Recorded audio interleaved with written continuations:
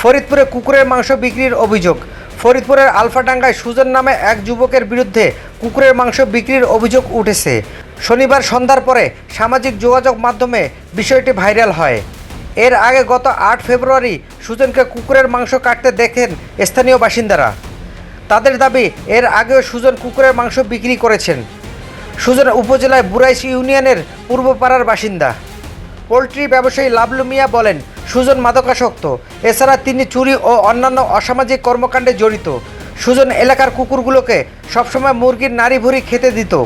তবে গত কয়েকদিন ধরে একটি কুকুরের খোঁজ মিলছে না। স্থানীয় ইউপির সদস্য আবুল বাশার বলেন, সম্প্রতি সুজনকে হেলেঞ্চা বাজারে কুকুরের মাংস কাটতে দেখেছেন অনেকে। এ সময় তাকে আটকানোর চেষ্টা করা হলেও পালিয়ে যান। খবর পেয়ে ঘটনাস্থলে গিয়ে কুকুরের পা, মাথা ও মাংস পাওয়া গেছে।